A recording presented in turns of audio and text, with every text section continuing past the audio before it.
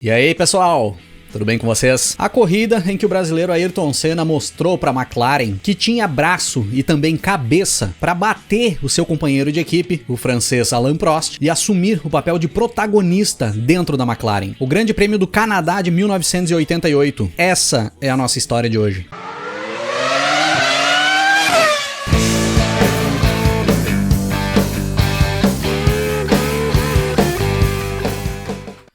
O Grande Prêmio do Canadá de 88 era a quinta etapa do Campeonato Mundial de Fórmula 1 daquele ano, com data marcada para o dia 12 de junho, no Autódromo Gilles Villeneuve, na ilha de Notre Dame, Canadá. Nós estávamos ali ainda na parte inicial da temporada, onde a McLaren colocava nas pistas o que viria a ser chamado de Dream Team. O MP44, um dos carros mais dominantes da história da Fórmula 1, um carro extremamente bem projetado para aquela época, equipado com os motores turbo da Honda, os melhores motores que atuavam dentro da Fórmula 1, ali naqueles anos, com o francês Alain Prost dentro de um dos cockpits, já bicampeão mundial com a própria McLaren, recordista de vitórias na Fórmula 1 e um dos principais nomes da década de 80 dentro da categoria, fazendo dupla com a maior revelação da década, o brasileiro Ayrton Senna, que chegava na equipe ali em 1988, vindo da Lotus, após fazer temporadas incríveis dentro da Fórmula 1 desde a sua entrada. Nas primeiras 4 etapas da temporada, 4 vitórias da McLaren. E aí, seria óbvio que os dois pilotos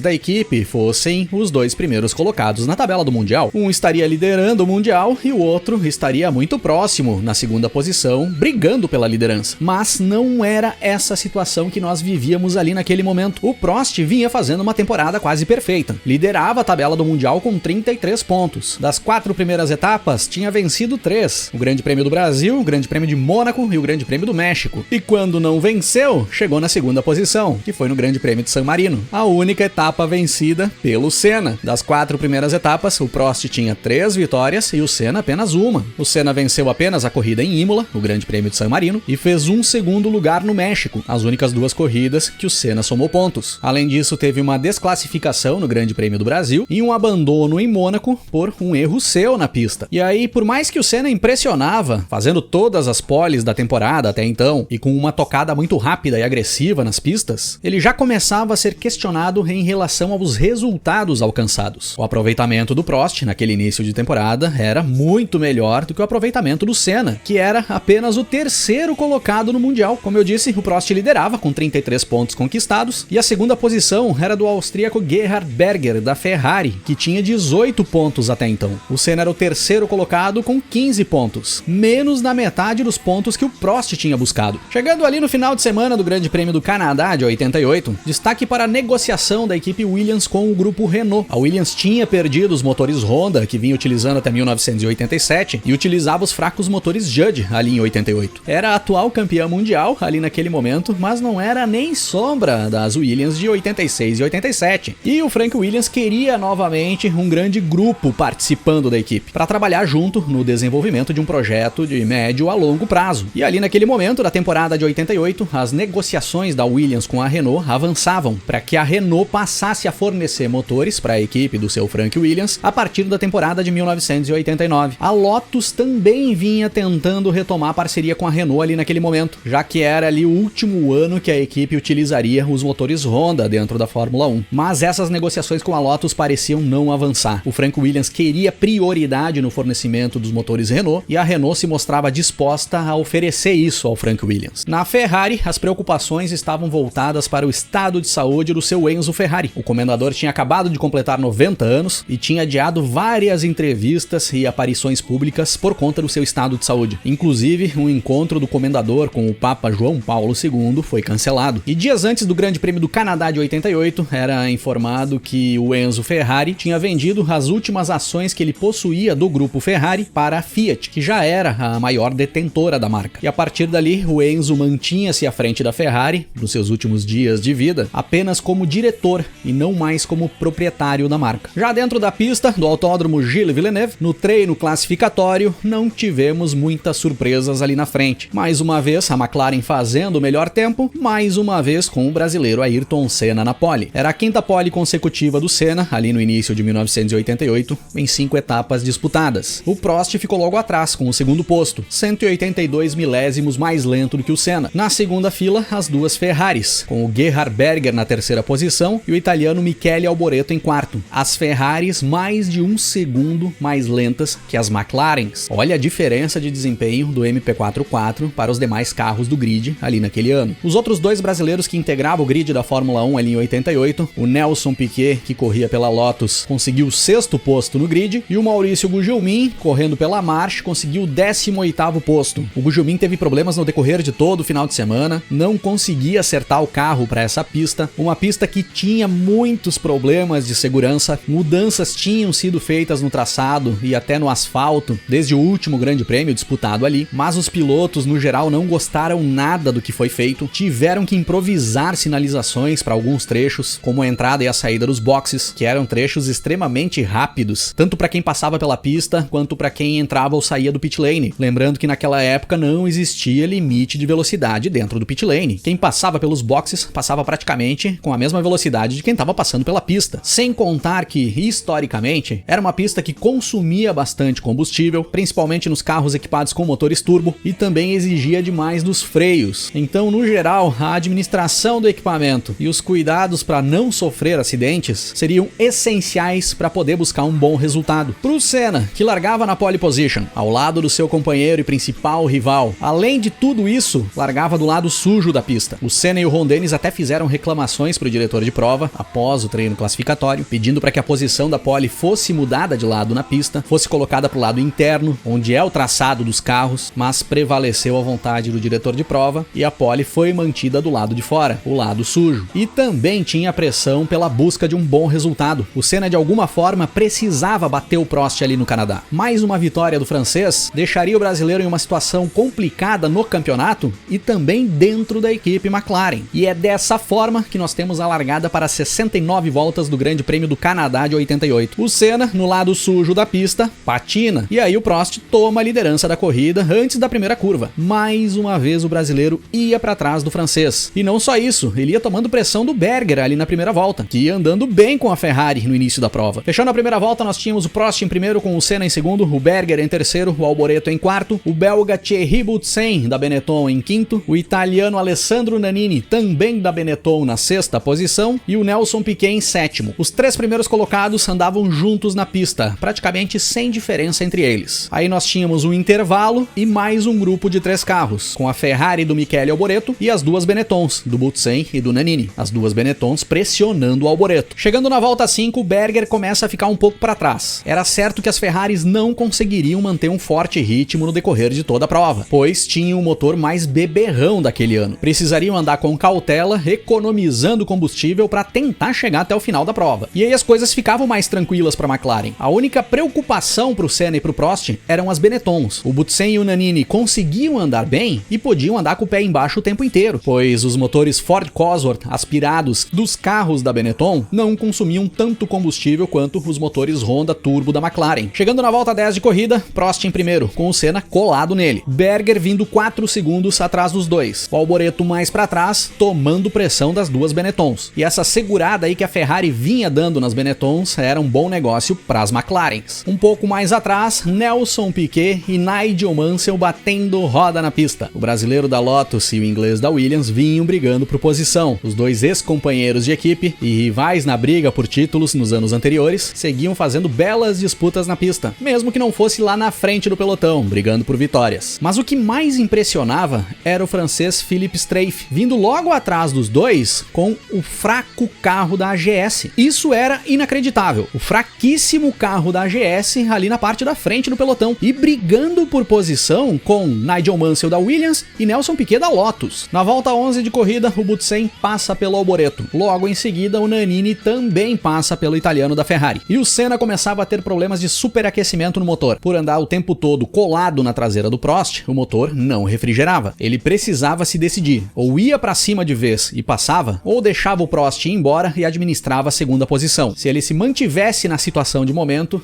iria ter problemas de motor. Na volta 14 de corrida, o Boutsen e o Nannini passam pelo Gerhard Berger. O austríaco da Ferrari ia ficando para trás. Só que logo em seguida o Nannini abandona a corrida após estourar uma mangueira d'água da Benetton. Com esse abandono do Nannini, o Piquet subia uma posição no pelotão e passava a integrar a zona de pontos. Mas continuava tomando muita pressão do Mansell e também da lenda Philippe Streiff com a AGS. E o Senna ia de vez pra cima do Prost. Parecia ter se decidido. Ele queria a primeira posição. O Prost, por sua vez, ia fechando todos os espaços na pista e ia se defendendo. Era ali, pela primeira vez na Fórmula 1, que Senna e Prost, como companheiros de equipe, batiam roda na pista em uma briga ferrenha pela primeira posição de uma corrida. Eles já tinham ficado outras vezes ali nas duas primeiras posições, mas não tinham partido pra luta franca. Dessa vez, as coisas ficavam do jeito que a gente queria. Na 19ª volta, um retardatário aparece no meio dessa briga. O Prost perde tempo para se livrar do carro mais lento. E quem não perde tempo é o Senna, que pega o vácuo do francês, bota o carro pelo lado interno da pista, na freada do hairpin, a freada mais forte da corrida, toma o espaço do Prost na pista e assume a primeira posição do Grande Prêmio do Canadá de 88. Agora, Senna era líder, com Prost vindo logo atrás na segunda posição e o Thierry Boutsen com a Benetton em terceiro. O Senna até toma um pouco de pressão do Prost ali, logo após assumir a liderança, mas em questão de pouco tempo ele já abria uma distância segura para o francês e podia administrar bem a posição na pista. Só restava saber se o Senna conseguiria manter um bom ritmo até o final da prova, pois dependia do quanto combustível ele teria consumido para atacar o Prost e buscar essa primeira posição. Existia uma probabilidade de no final da prova ele precisar tirar o pé mais do que o Prost. Na volta 23, o Berger abandona com problemas no motor da Ferrari, no mesmo momento em que o Mansell passa pelo Piquet e sobe para a quinta posição. Na volta 25, o Senna já tinha conseguido abrir 4 segundos para o Prost, que tinha 11 segundos de vantagem para o Boutsen, e o Mansell já ia chegando no Alboreto, que tinha que reduzir o ritmo por conta do consumo de combustível. Essa corrida era sofrível para a Ferrari. Feliz do Berger, que já tinha abandonado. O Alboreto ainda sofria. Na volta 28, o Senna passa por um grupo de 3 retardatários de forma brilhante, sem perder tempo algum, enquanto o Prost, que vinha logo atrás, se atrapalha todo, perde bastante tempo, deixa o Senna abrir uma boa vantagem para ele na ponta e começava a ter que se preocupar com o Boutsen, que vinha se aproximando. Nesse mesmo momento, vai pro espaço o motor da Williams do Mansell. Era fim de prova pro inglês. Na volta 34,